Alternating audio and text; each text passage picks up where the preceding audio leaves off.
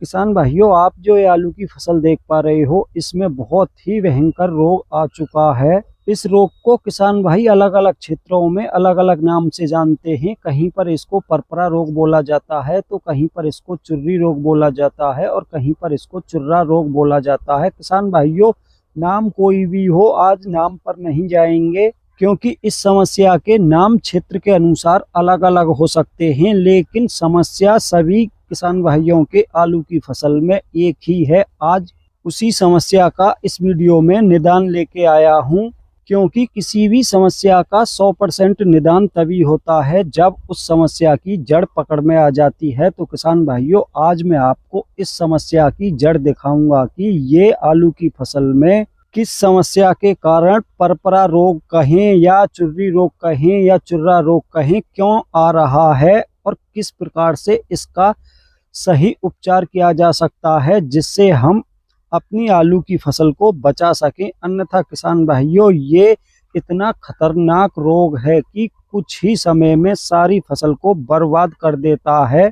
किसान भाई ये समझते हैं कि पत्तियों पर फंगस जनित रोग लग चुका है, जैसे अर्ली विलाइट या लेट विलाइट, लेकिन किसान भाइयों नहीं तो ये अर्ली विलाइट है, नहीं ये लेट विलाइट है। लेकिन जब इस रोग की शुरुआत होती है तो पत्तियां कुछ इस प्रकार से दिखाई देती हैं कि इस पर विलाइट लग चुका है, चाहे वो अर्ली विलाइट हो या लेट विलाइट हो। लेकिन किसान भाइयों, मुख्य समस्या फसल की पत्तियों में नहीं है, मुख्य समस्या है पौधे की जड़ में। और किसान भाई स्प्रे करते हैं पौधे की पत्तियों पर, तो किसान भाइयों, पत्तियों पर स्प्रे करने से कुछ भी हासिल नहीं होने वाला। अगर फसल को बचाना है तो आपको स्प्रे करनी होगी पौधे के तने पर और जड़ के आसपास मिट्टी पर, क्योंकि मुख्य समस्या पत्तियों में और तने में नहीं है। किसान भाइयों, मुख्य समस्या है पौधे की जड़ में। अब मैं आपको वही दिखाऊंगा जो इस समस्या की असली वजह है। किसान भाइयों, वो है पौधे के जड़ में। तो देखो,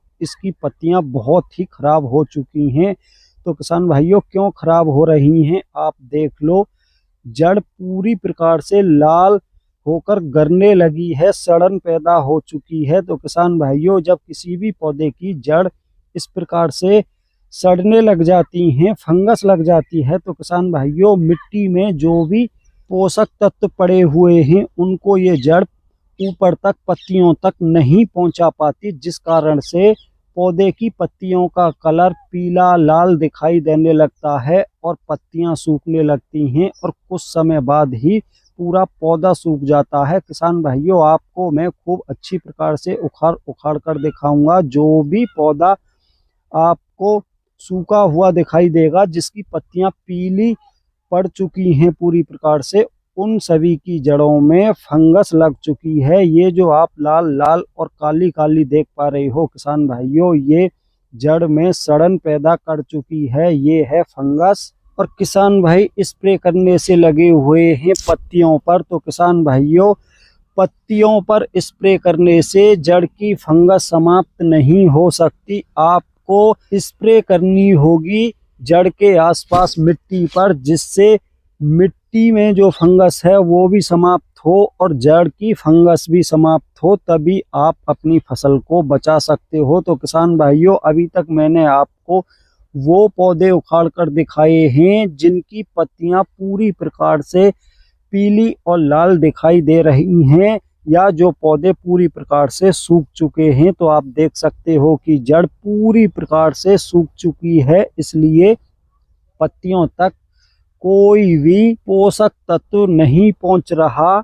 तो किसान भाइयों, अब तक जो आपने देखा, इसको देखकर बहुत सारे किसान भाई यही कहेंगे कि आलू की जड़ इस प्रकार की ही होती हैं। तो अब मैं आपको स्वस्थ पौधे की जड़ उखाड़ कर दिखाऊंगा कि स्वस्थ पौधे की जड़ किस प्रकार की होती हैं।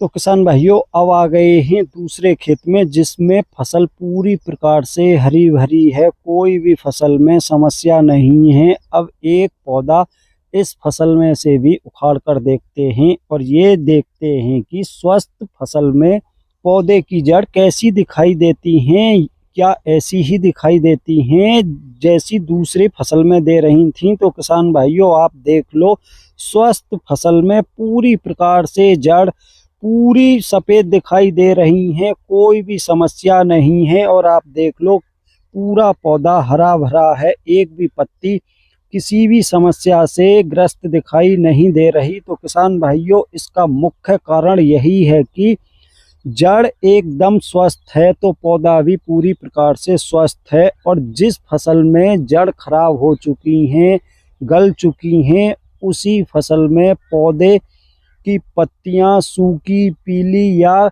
कत्थई रंग की दिखाई दे रही हैं। तो किसान भाइयों, ये तो 100% क्लियर हो चुका कि समस्या पौधे की पत्तियों में नहीं है, समस्या है पौधे की जड़ों में। तो किसान भाइयों, उसकी रोकथाम के लिए आपको स्प्रे करनी होगी कुछ उस प्रकार से कि अधिक से अधिक दवा जड़ के आसपास मिट्टी पर जाए और तने पर जाए, पत्तियों पर कम से कम दवा आए। और पहली स्प्रे करनी होगी आपको थायोफेनेट मिथाइल 70% WP की, उसकी मात्रा रखनी होगी आपको 1 ग्राम पर लीटर के हिसाब से। और साथ में आपको एक अच्छा स्टिकर लेना होगा। बाकी किसान भाइयों, आपको कोई भी कीटनाशक या माइक्रो न्यूट्रिएंट्स उसके साथ अलग से ऐड नहीं करने, सिर्फ आपको फंजीसाइड की ही स्प्रे करनी है। और इस स्प्रे के बाद लगभग 1-2 दिन बाद दूसरी स्प्रे करनी है किसान भाइयों आपको माइक्रो न्यूट्रिएंट्स की, जिसमें आपको जिंक, बोरॉन,